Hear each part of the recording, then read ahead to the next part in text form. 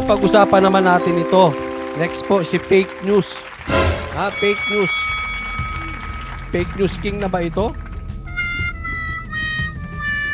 Attorney Ferdinand Topacio, abogado ni dating Congressman Arnolfo Arnie Teves Jr. kay Department of Justice o DOJ Secretary Crispin Remulla. Fake news ka, boying! Sabi ni Atty. Topacio, fake news, fake news, fake news, boying. Boying. Sabi ni Atty. Topacio yan. Grabe talaga to si... ang balita ko may sakit na ito. Hindi na nga nakakapag-press con. Nakakapag-fake news ba? Totoo ba yan, Atty. Topacio? Baka ikaw ang fake news, Atty. Topacio, ha? Ano ba namang klaseng may sakit ito? May fake news pa.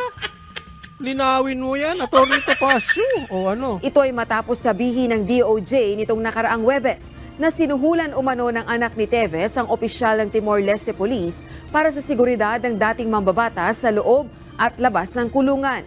Ayon kay Topacio, fake news si Secretary Remulla. Sinusuhulan daw nung anak ni Kong Teves yung mga security ng Timor-Leste. Hindi naman totoo, napatunayan. According to Atty. Topacio. At hindi anya nag-alok ng pera ang anak ni Teves sa enforcement officer ng Timor-Leste. Sa halip, ang opisyal anya ang nanghingi ng pera sa anak ng kanyang kliyente. Ayan, Remulla should explain why he is peddling this information. Lagi naman ata and insulting the intelligence of a local media with misleading disinformation. Ang nanghingi yung security sa anak. Ulitin natin yun, ha? Enforcement officer ng Timor-Leste. Sa halip, ang opisyal anya ang nanghingi ng pera sa anak ng kanyang kliyente. Ito rin anya ay nai-report at iniimbestigahan na. Dagdag pa ni Topacio, kailangang ipaliwanag ng kalihim kung bakit ito nagpapakalat ng maling impormasyon at iniinsulto ang media sa bansa. Wala pang sagot dito ang kalihim ng DOJ. Alam nyo, eto yan, ha? Eto ang problema. Mahilig po magpakalat ng disinformation. According to Atty. Topacio, ito si Boying. Okay, baliktad naman. Okay, nagsusuhol pero yung security naman pala doon ang humihingi. Okay? Pero titingnan po natin. Anong klaseng sekretary pagkaganyan? Alam mo, dapat mag-iingat. Alam nyo kung bakit? Ang involved dito, dalawang bansa. Hindi lang naman bansang Pilipinas ang may problema dito. Di bali kung magpakalat ka ng fake news sa Pilipinas. Pero nagpapakalat ka ng fake news na involve ang ibang bansa. Nakakahiya po tayo. Kayo ba hindi nahihiya sa Timor-Leste? Ano-anong Isipin mo, anong iisipin dun? Yung sekretary ng bansang Pilipinas? Fake news king? Di ba? Ayan na sinabi ni Atty. Topacio. Dapat magpaliwan. Risa! Yan ang dapat mong iniimbestigahan. Kung hindi man sa committee mo yan, kumbinsihin mo ang Senado na imbestigahan yan. Kasi hindi po ganun. Hindi po talaga maganda. Mag-iingat po tayo pag may ibang bansang involved.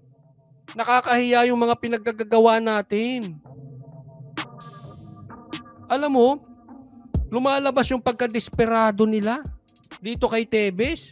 Alam mo yung babae na humaling dun sa lalaki na talagang lahat ng fake news, lahat ng bagay kahit hindi maganda gagawin. Makuha lang yung lalaki. Alam mo yung ganung babae?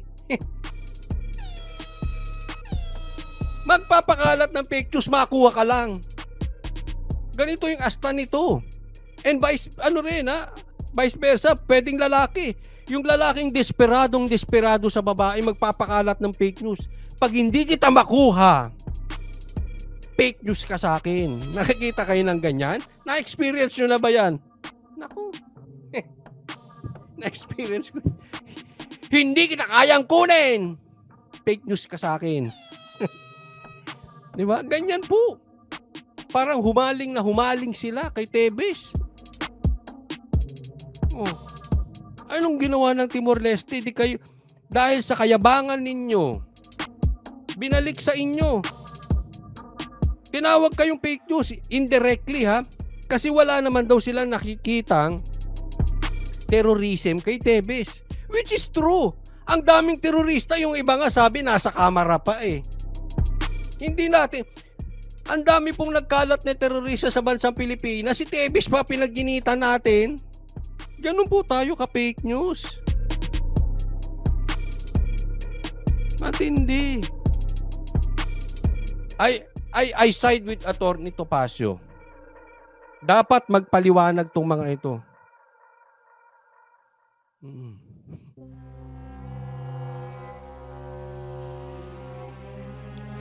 Sabi dito ni Pinoy News Files na experience mo yung coach. Oh, di ba yung gano'n? Humaling na humaling ka. Fake news ka sa atin. Gano'n. Ay, ang ganda ng ni Jeb Rivera. Oh. Sabi niya, lalong mag-iisip ang Timor-Leste na kailangan bigyan ng asylum si Kong Tebes. Ang ginagawa ng DOJ at ni Rimulya para lang magmukhang masama si Kong Tebes kahit saan. Correct. Yung desperation ng isang babae o ng isang lalaki para makuha yung isang tao, ramdam nyo yan eh, di ba? Kahit kakampi nyo yung babae o yung lalaki na yon, di ba? Ramdam nyo yung desperation. Desperation, you can see them a mile away. You can feel them. You can feel desperation. Kahit malayo. Same thing dito. Desperado sila kay Tebes.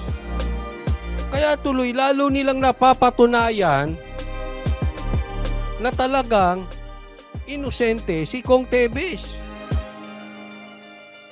Naisipin mo, kung yung ibang bansa na pinipake news nila, sa harap nila, bansa nila mismo pinipake news, anong iisipin nung bansa na yun? Walang kasalanan si Tebes. Walang kasalanan nito. Talagang ginigipit lang to si Tebes. Alam mo issue? Political. Yan ang iniisip sigurado ng Timor-Leste. And all the more, they should give asylum.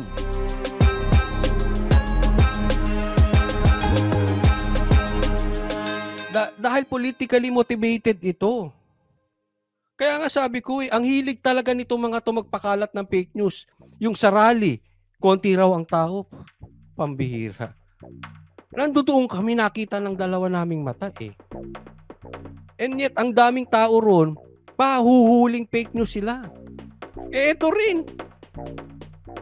Pinake news mo ibang bansa na kung saan may asylum si Tebes. So, di obvious na obvious kayo na tinataniman nyo ng kaso si Tebes. Yan ang iisipin ng Timor-Leste. Di ba? Kung sila na taga-ibang bansa, pinipake news nyo eh. Na hindi nyo hawak sa liig. Ito pa kaya na oposisyon. Hindi nyo kaya i-fake news na si Tebes? Nakaaway nyo? Ganun po katindi niyan. Kaya dapat, alam mo, dapat we encourage DOJ na pagpaliwanagin nila si SOJ. Yung kanilang boss, pagpaliwanagin nila. Ano ba to, boss? Ano ba to? Ipaliwanag mo. Ngayon kung hindi, kung ang sinungaling si Attorney Topacio, sabihin nyo.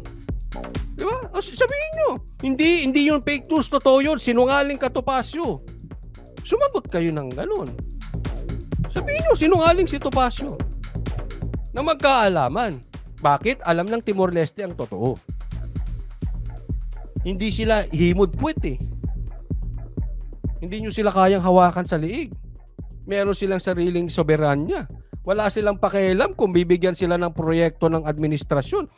Wala silang pakialam kung bibigyan sila ng posisyon ng administrasyon. Hindi sila mahahawakan sa liig. It's either you deny at sabihin mo sinungaling si Attorney Topacio or magpaliwanag ka. Bakit ka nagkakalat ng fake news? Ganun lang yun. Simple, di ba? Oh. Sabi dito,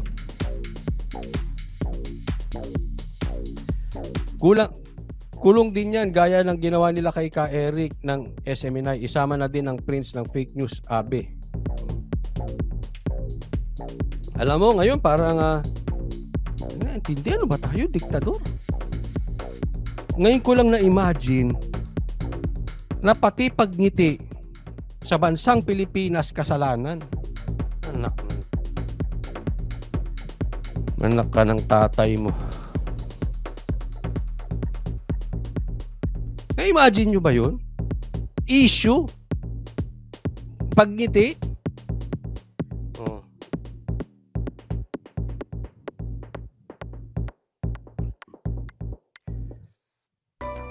Sabi dito ni Reta Moreno, magka-birthday pala tayo, Coach Oli. April 25, 1981 din po ako. How I wish 1981 ako. Si Pastor Kibuloy po ang April 25. Yan. Tingnan po natin, no? Gusto ko lang ipaliwanag bahagya. Alam nyo po yung kumakalat ngayon.